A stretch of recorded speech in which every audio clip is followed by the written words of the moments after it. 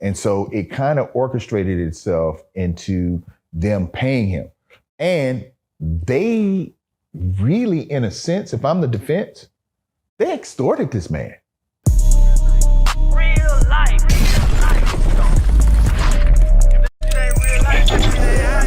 It ain't real life.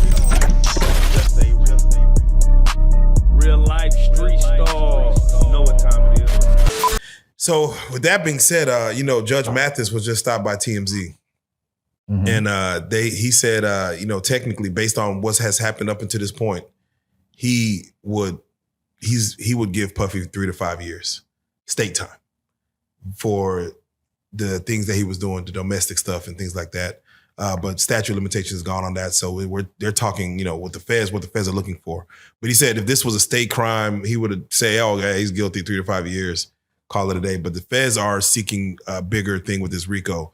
I know we asked you last time as far as what percentage you feel he's going to probably be found guilty. Has that percentage changed at all based on the last 4 to 5 weeks of testimony? No, not really. And I'll break it down for you, Yes, right? please. And so... And let them know what percentage you feel it is or what... I still think it's 70-30. I still think it's 70-30.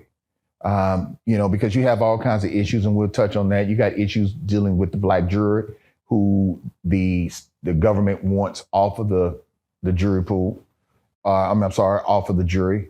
And so that's that. But when you look at this case and you break it down from the sex trafficking to the prostitution to the actual RICO, I think the RICO is going to be that low-hanging fruit that all of the jurors, regardless of what they agree upon, can agree upon that there is something there in regards to him having people bring in drugs, having people fly in drugs, and having people solicit or pay for individuals that ended up performing sex acts. Mm-hmm. Because one of the guys, I think it was the Punisher, who stated that he really wasn't there. I think one of them said that they weren't hired to have sex. They were just kind of hired there to kind of be a active model. Right. And it just kind of rolled into natural things. Yeah, a sexual act. And so that just further makes that murky. But prostitution and RICO, sex trafficking, they're going to have a very difficult time with that one. And so when you ask me what percentage is he cooked or he could potentially go to jail, that RICO, I think, is going to be the thing that they're going to get him on. So we talked, this had came out, of course, last week and week 4 was the bribery. Him asking for the video, paying the money for it. The guy wasn't trying to give it to him, saying, hey, I don't want to take your money. That I don't even have access to it. Going to the manager of the hotel to offer him money, and the manager saying, hey, I want $50,000, you can have it. And then, of course, him ultimately spending allegedly $100,000 to get this video. That in itself, just legally, is that bribery? Can we take a step back? Let's take a step back. Sean Combs, who initiated the conversation between Sean Combs and the hotel? I believe it was not Sean Combs. It was, I think, either KK, his assistant, or Cassie. It was the hotel. It was the hotel. If I'm not mistaken, it was the hotel. It was the original guy basically saying, hey, you guys might want to know, we got this stuff on film and we record this stuff and it's pretty damaging. Mm. And so Sean Combs was nervous about it, didn't really know what to do. And so it kind of orchestrated itself into them paying him. And they really, in a sense, if I'm the defense, they extorted this man. Mm. And I didn't know that. I thought it was more so they were seeking the video, and Sean Combs didn't get involved until it was time for him to get involved, to get on the phone and talk to the guys. But it was his people asking for that first. But if it's the other way around where they let them know we have this and you guys may want to get this, that actually changes some things. So that is interesting. So we'll take a look and see how that plays out. But I do remember that, I vaguely remember that the hotel staff made the contact with Sean Combs' staff in regards to this video being out there. And so it becomes, and I think the whole thing was, oh, this is not a shakedown. It's just, I'm just letting you know that it's out there and that, you know, with the right amount of incentive, we can potentially get our hands on it. And so that in itself is problematic. But I'm going to take it back a step further. You know, because a lot of people are saying that, and the government's trying to say that they're trying to cover up a crime, right? And I had this conversation with you guys last time. If I'm driving a car, and let's just say this, you, viewer, you driving a car, you smoking marijuana, you end up hitting somebody from the back. Not major, but you hit someone from the back. And you walk up to them and say, oh man, it ain't much. Here's $500. Here's my telephone number. If it's more than that, I'll give you a little bit more. Don't worry about calling the police. Don't worry about calling the insurance. Everybody has heard or known someone or heard a story of someone doing that. Facts.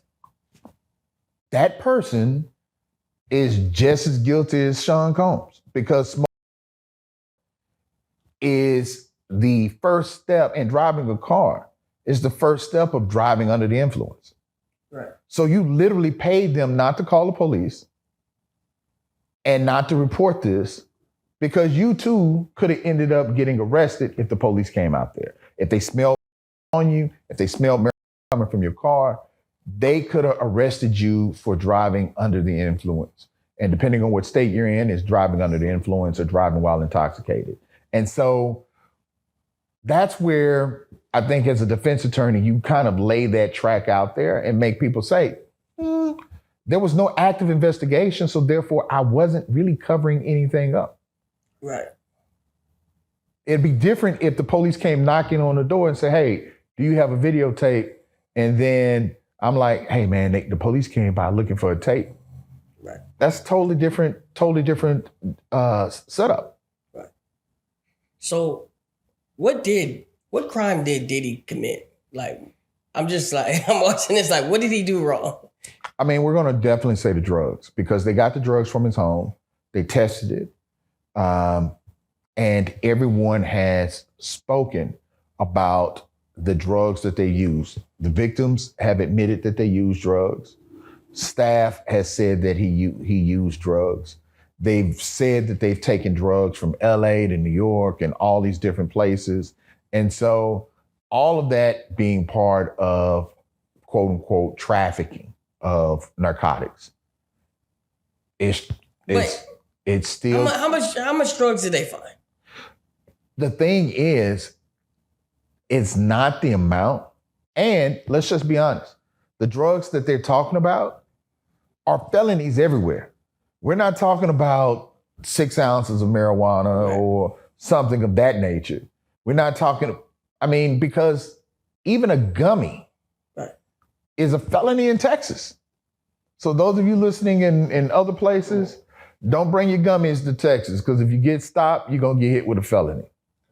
So a THC gummy we're talking about, right? Yes. Okay. A THC Not gummy. a CBD gummy, but a THC. It might be legal soon. Yeah.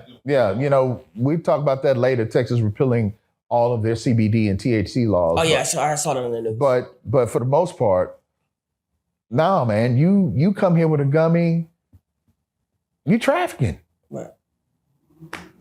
So again, like, there's just so many people that just do drugs. Right. Right. But I think drugs are a higher hurdle for the defense to clear than the sex. Right.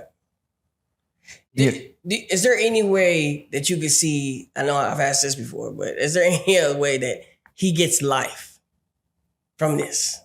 Do you see him getting life from anything he did? Or it just depends on what the jury comes back with. What I'm saying, I'm just looking at the case, I'm like, what did he do though? The federal guidelines are absolutely crazy. We talked about, did I talk about it here? I think I spoke about it just recently about having a firearm as a felon. Right. State law says that in Texas that after so many years of not getting in trouble as a felon, you can carry a gun. Right. The feds don't say that. The feds say if you've been convicted of a felony anywhere, you cannot hold a firearm. And if you get caught with one, it's an automatic 5-year bid. Right. 5. Not 3, not 2, not 1, 5. And so the sentencing guidelines and the feds are totally different than what you might see at the state level. Because if you get caught with a gun at the state level, somebody might give you 2 years at the max if you weren't committing a crime in the essence of, or in conjunction with having that gun.